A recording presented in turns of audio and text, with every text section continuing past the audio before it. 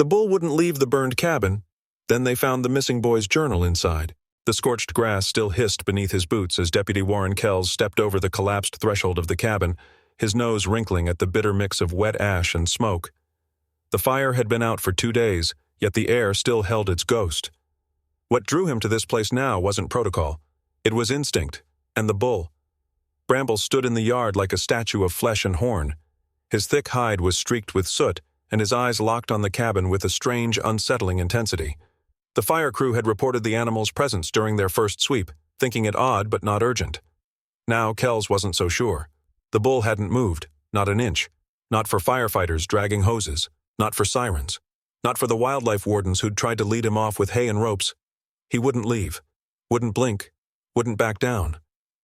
Kells approached slowly, his hand resting near the grip of his holstered sidearm, not because he expected trouble, but because something in the air felt off. Wrong.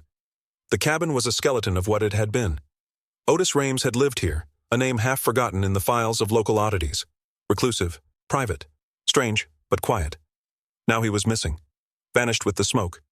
But it was the bull's presence that scratched at Kells's nerves. That, and a file that had refused to leave his desk. Micah Valand, 15 years old. Last seen near the eastern ridge during a storm. That was 2 weeks ago. A massive search followed. No trace, no signal. Eventually, like most missing persons cases out here, it had been folded away under presumed lost. But Bramble, the Valand's prized bull, had other ideas. "Hey," Kells muttered under his breath, cautiously approaching the animal. "You waiting for someone?" Bramble didn't flinch. His eyes were fixed on the blackened doorway as though expecting something, or someone, to walk out of it. "Deputy?" a voice called from behind. Kells turned to see Rourke, a fresh-faced trainee in a clean-pressed uniform, making his way across the ashen lawn. "They said you wanted backup?" Kells nodded but didn't take his eyes off the bull. "Not backup. Another pair of eyes. You see that?" He pointed. Rourke frowned. "The bull? He hasn't moved in 2 days. Not to eat, not to sleep. And I'm starting to think he's guarding something." Rourke tilted his head, uncertain. "Guarding what? Rames is probably cinders, and the place is cleared." Kells finally turned, brushing ash from his knees. "We're checking it again. Every inch." They moved carefully, weaving through blackened beams and crumbling walls. The heat had twisted the metal fixtures, melted wiring, and collapsed most of the roof. But Kells's attention was fixed not on the destruction, but the details. A trapper's home should have had obvious signs of wildlife equipment, storage, food remains. But the main room was too sterile. The fireplace, oddly reinforced. The floorboards in the back corner, disturbed. "Here," he said, kneeling and brushing aside ash. Beneath it was a warped but clearly defined hatch. Metal, not wood. The kind you didn't put in unless you were hiding something. The padlock had melted into a useless blob, but the handle was intact. "Rourke, help me open this." They tugged hard. With a creak and a puff of warm air, the hatch opened, revealing a narrow ladder descending into shadow. "You've got to be kidding," Rourke muttered, shining his flashlight down. The deputy gave a tight nod. "You're staying topside if you're not comfortable." "Number, I'm good," Rourke said quickly, swallowing. Together they descended. The smell shifted immediately. From smoke to something else, dry, stale, earthy. The flashlight beams played over concrete walls and low wooden rafters. A crude cellar, maybe 10 feet by 15, filled with disorganized shelves, rusted tools, and odd glass jars coated in dust. There was a desk in the far corner, a scorched towel resting on top of something metallic. Kells approached slowly, lifting the towel back. Beneath it was a dented tin box. He exchanged a glance with Rourke and then popped the latch. Inside, wrapped in what looked like an old shirt, was a leather journal. He picked it up carefully. It was half burned along the edges, the pages stiff with smoke and heat, but legible. The name inside the front cover froze his hand mid-turn. Micah Valand. Rourke stepped closer. "That's the kid, isn't it?" Kells didn't answer. He turned the page and began reading. The handwriting was rough, uneven, and panicked. "Day 1. Got caught in the rain. Took cover in this cabin. I think the man here is Rames. He gave me soup and said I could sleep, but he locked the door behind me. Day 2. Something's wrong. He watches me too closely. He says weird things about shaping pain. I want to leave. Day 4. He talks about selective evolution. Says he needs to undo what nature won't. I tried the door again. It's chained." Kells's face paled as he flipped through page after page. The boy had been writing while imprisoned here. describing strange tests, locked doors, sounds at night. Screams, he wrote once. Rourke leaned against the cellar wall, stunned. You think he was doing something down here? Kells didn't reply. He closed the journal slowly, the silence pressing down like weight. Something had happened here. Something far worse than just a fire. The cabin wasn't a home. It was a cage. And Micah had been inside it. I want a team here by morning, Kells said firmly, breaking the silence. Forensics, dog handlers, the works. There's more down here. I can feel it. As they climbed back into the daylight, Bramble snorted and turned toward them. His hooves shifted for the first time since Kells arrived, a slow stomp against the scorched earth. Kells approached, the journal still in his hand. I think he knew, Kells murmured, almost to himself. That bull, he didn't just come here by accident. Rourke stared at the animal. What do you mean? Kells opened the journal to the last entry. The page was scorched, the ink faint, but still legible. He read it aloud, his voice tight. If anyone finds this, I'm sorry. I think Mr. Rames is going to kill me. Kells sealed off the cabin before sunrise. Crime scene tape stretched across the blackened entrance. Deputy Rourke stood guard near the porch, his face pale and jaw tight. The ash around his boots swirled with every step. Above him, the early morning wind carried a low groan through the trees. Too hollow to be human, too heavy to be forgotten.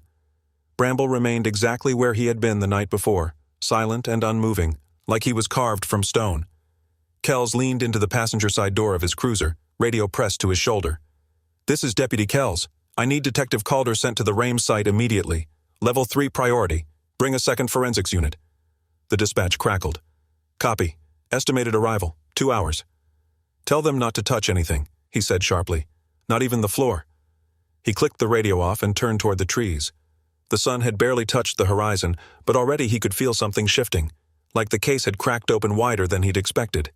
He didn't know how yet, only that it had. Inside the scorched cellar, the journal lay open on the work table. Kells had read it 3 times during the night. The entries felt too real, too scared to be faked. Micah's voice bled through the pages, young, confused, and slowly unraveling. Storm came in fast. I didn't want to stay long, but he made tea. Kept talking. Wouldn't let me leave. Asked questions about my blood type. Thought it was a joke. It wasn't. Why does he need me? That question, written twice on 2 separate pages, echoed in Kells's skull like a warning. He stepped back down the ladder, his flashlight sweeping across the dusty walls. Rourke followed, hesitantly, as if the place might swallow them. Smell that? Kells muttered. Yeah, Rourke replied. Copper, like blood. Behind a row of rusted filing cabinets, they found a second door, narrow, metal, and scorched around the edges. Kells shoved it open with his shoulder. It creaked loudly, the sound sharp in the silence. The air inside was colder. 3 reinforced cages lined the back wall, each barely big enough for a child. Dried stains marked the concrete beneath them. Kells crouched near the first and touched the bolt. Handmade, he whispered. This wasn't built to hold animals. Rourke turned away and bent over, vomiting against the far wall. A harsh breath escaped Kells's chest. Take a minute if you need it. No, Rourke said, wiping his mouth with his sleeve. No, I'm good. I just wasn't ready. They found more notebooks in a crate, hundreds of pages, hand-drawn sketches of veins, organs, and labeled diagrams.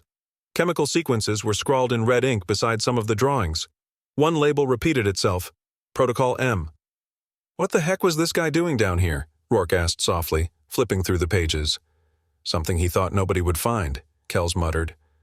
An hour later, Detective Calder arrived in an unmarked SUV, his tall frame wrapped in a long coat despite the heat. He carried himself with precision, his eyes sharp but unreadable. Talk to me, he said the moment he reached the edge of the porch. Kells led him down into the cellar, saying nothing until they stood before the cages. This was no hunting shack, Kells said. It was a lab, a private one. The journal says Rames wouldn't let Micah leave, that he was testing something. Calder narrowed his eyes. Where's the journal now? Kells handed it over. Calder flipped through it slowly, his brow furrowing with each line. Micah's last dated entry read, He said he needs me for something. I'm scared. If Bramble comes, maybe someone will know where I went. Calder looked up, his face unreadable. You think the bull tracked him? I think Micah believed he would, Kells said. Calder didn't answer, but the set of his jaw tightened. When they surfaced again, Bramble was facing a new direction, toward the northern tree line, as if he'd sensed something there. You see that? Rourke asked. Kells nodded slowly. He's showing us something. They followed Bramble's gaze and stepped into the woods. Ash still clung to the bark of some trees, but the forest thickened quickly.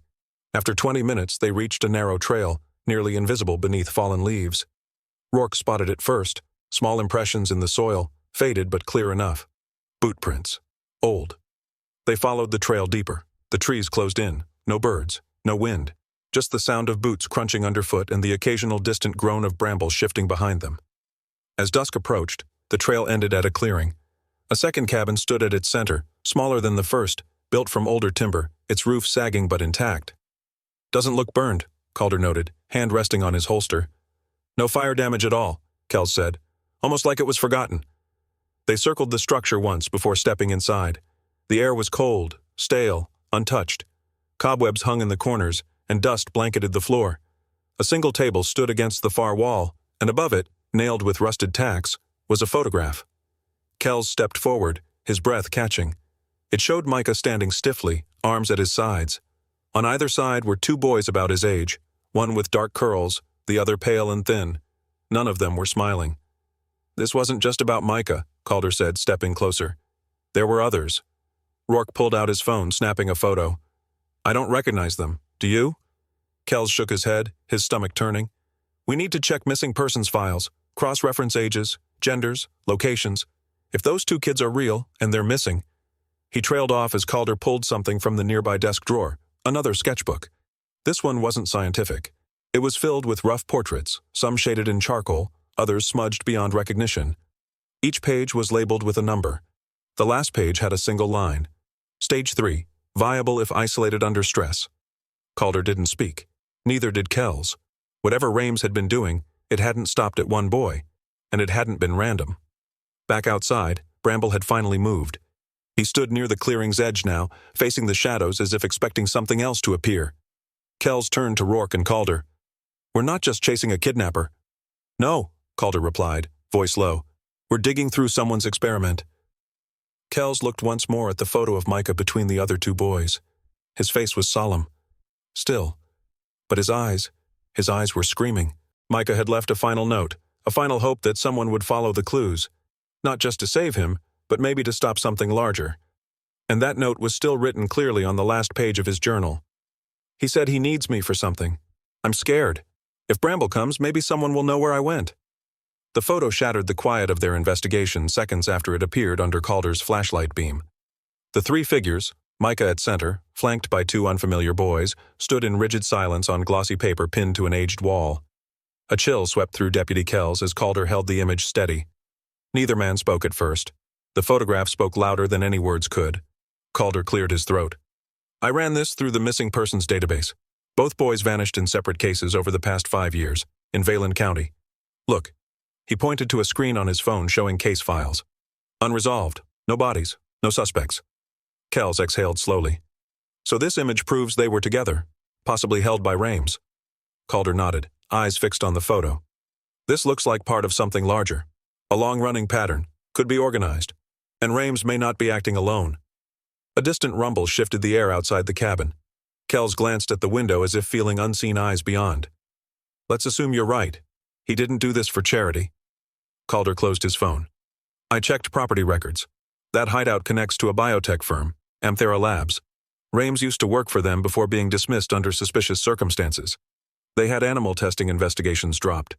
I think we're looking at a cover-up." The weight of Calder's words pressed down on them. Kells remembered reading a clipping about illegal experiments that was quietly buried. There had been hints of children used as subjects, but nothing official. Now, it felt all too plausible. Rourke hovered at the entrance, pale and tense. He held 2 shipping receipts he'd extracted earlier from beneath a floorboard. "These are coded deliveries," he said quietly. "Sent to an address in eastern Arkan Hollow. I checked. They match the old Amthera compound location." Calder took them and studied the codes. Coded labels, paid drop shipments.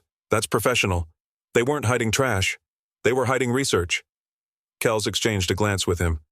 "We call this in, but quietly. We need to move under the radar until we know what we're dealing with." Calder nodded. They packed essential gear, gloves, flashlights, cameras, and the journal. They moved out just as the sun dipped low, turning the forest shadows long and tangled. Riding the edge of dusk, They followed the coded trail toward Arkin Hollow. The air grew dense with humidity and anticipation. By the time they reached the compound gate, rusted chains replaced with new locks, they knew something had been happening recently. Calder bent to examine subtle footprints in the mud. These are fresh, less than a day old. A generator hummed faintly in the distance. Lights flickered inside the main building. The compound, which looked abandoned from outside, had clearly been reactivated. They split. Calder and Kells approached the entrance. Rourke covered the perimeter. The door yielded to force quietly. Inside, corridors stretched into darkness. Neon emergency lamps blinked weakly overhead. Pipes hissed. They could smell lingering chemicals and antiseptic. In a secured wing, heavy doors lined one hallway. Each bore numbered placards. Kells approached door number 07. Faint light escaped from the gaps. He motioned to Calder to stand back. With gloved fingers, he twisted the handle. The latch clicked. Inside, he found a chamber, cold and dim. Inside a reinforced cage sat a boy. He was unkempt, trembling, filthy, his eyes wide with fear. Kells steadied his breathing before speaking. "Hey there, you're safe now." The boy looked up, silent, obviously traumatized. Calder stepped inside, offering water. "Devin Hart, last seen 11 months ago, right?" The boy's eyes flickered with recognition. He nodded violently. He could barely speak, voice hoarse. "Help." Calder's jaw tightened. "It's okay. We're here to help you." He passed Kells a photo, an image of Victor Lang. "Show him." Devin gasped and stared. He whispered, "That's him. He was in charge. He used Rames to get kids. I don't know where he is now." Kells's heart hammered. Lang was presumed dead, a hunting accident. But if he faked it... He turned to Calder. "We need records, names, confirm who's involved." Calder nodded curtly. "We'll collect evidence quietly and plan a full return raid." Night cloaked the compound. They exfiltrated Devin with care. As they exited, Bramble appeared at the tree line, breathing heavily, pacing back and forth. The bull seemed restless for the first time since the cabin scene. Kells locked eyes with Calder. "He's indicating something." West Calder glanced where Bramble stared into the dark forest. The bull's muscles twitched, ears alert. "We follow, but careful." Moonlight faded, shadows deepened. Guided by Bramble's agonizing pacing, they moved slowly through dense undergrowth. Every crack of a twig echoed. Their flashlights scanned for pitfalls. Then Kells noticed a slope descending into deeper dark. The ground narrowed into a hollow beaten by time. At its end lay a collapsed mine entrance, jagged timbers framing a dark void. Bramble stood guard, silent now, as if waiting. Kells exchanged a glance with Calder. "We need to go in. Could be him." They descended carefully. Inside, the tunnel smelled stale, earth and neglect. They called softly, flashlights cutting through gloom. The silence was broken by a weak, distant whisper. "Help!" Calder's light bobbed ahead. There, slumped against a broken beam, was Micah. Alive but fragile, his lips cracked, voice barely audible. "Help," he said again. Kells's eyes filled with relief and horror at the same time. He knelt, offering water. "Micah, it's Deputy Kells. You're safe." Micah's eyes fluttered. He clutched the backpack against his chest. Inside, Kells glimpsed folders. Micah weakly lifted the flap, revealing files. Names, dates, signatures. One name jumped out at Kells, Harold Calder. Calder froze, breath catching. Kells looked at Micah. What's his name?" Micah whispered, voice trembling. "It's Harold Calder. Worked at Amthera. He helped." The air closed in around the three men. The investigation had just become personal. Micah rested his head back, exhaustion plain in his face. Bramble stood outside the mine, silent sentinel as always. Kells steadied himself. Softly, he repeated Micah's words. "It's Harold Calder. Worked at Amthera. He helped." The weight of betrayal landed like a ton of stones. Their world had cracked. The next step loomed, and everything they believed shifted on its axis. The courtroom buzzed like a live wire the moment the files and Devin's testimony were introduced. Voices rose and fell, journalists leaned forward, and cameras clicked behind the spectators. Deputy Warren Kells sat in the witness chair, his heart steady but his mind racing.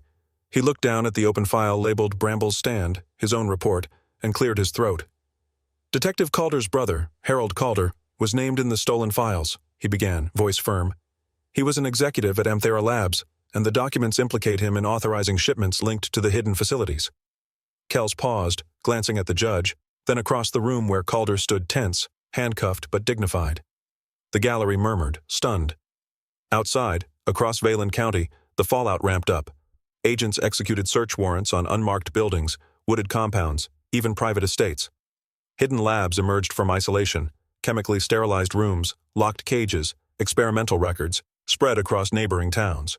Over a dozen men were arrested, scientists, medic technicians, and even a county officer who had dismissed reports of missing boys. Among them was Harold Calder, taken into custody after a tense standoff at his hilltop estate, his face gaunt in the early dawn light as agents escorted him away. Back in the courtroom, Kells watched as Micah walked to the stand. The boy had returned home to the Vayland Ranch, living quietly under protection. Now he stood tall in a dark suit, hair combed, hands trembling slightly but face composed. Micah spoke. "I thought no one would ever come. I thought I'd be forgotten. But reading from my journal, I see how Bramble waited." His voice caught. He pressed a hand to the journal set beside the microphone. "This book is my witness. I hope it warns other children to speak, even when they can't be seen." Calder's brother sat rigid, eyes downcast. His lawyer whispered something, fingers shaking. Outside, reporters crowded under cameras, their flashes bright and persistent. The public outcry was immediate. Front-page headlines denounced Amthera. Activists gathered outside the courthouse with signs.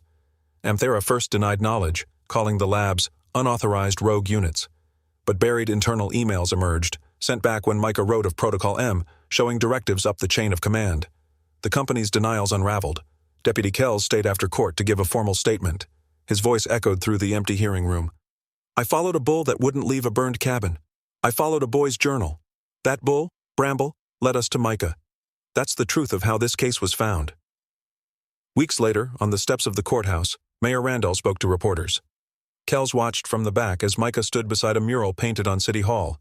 Bramble in charcoal tones, looming over a burned cabin, watchful. People left bouquets of wildflowers and small wooden carvings by the steps. Kells felt a lump rise, imagining Bramble's silent vigil outside the cabin, then falling peacefully on the Vayland Ranch. Micah returned home to heal. His recovery was slow, physical therapy and therapy sessions peppered his days. Yet he regained enough strength to stand before the public again, this time at an art gallery dedicated to missing children. He sat beside Devin Hart, reunited with his parents, still shy but smiling faintly as he looked at Devin. Rourke sat in the second row, pale and hopeful, capturing photos of each moment. He had enrolled in forensic science school, inspired by what he'd witnessed. One evening at the ranch, Kells visited Micah. The dusk light slanted across fields where Bramble had grazed. Micah held the journal, now printed under a new title, Bramble's Stand. "I want people to know how important every bit of evidence can be," Micah said softly, closing its cover. He glanced at Kells. "You saved more than me." A somber hush fell between them. Bramble's legacy had become more than a bull's loyalty. His death weeks earlier had been peaceful, no drama, just quiet grazing at dusk. Kells knelt at Bramble's resting place, running a hand through the bull's coarse hide. He sat there in silence, thinking of every clue the animal had left. As court sentences were delivered, Amthera employees received prison terms ranging from 5 to 20 years. Harold Calder faced 25 counts. At a memorial event held in Vayland Park, built in honor of children still missing, Micah stepped up to the lectern. He cleared his throat. The crowd fell silent. His voice was steady.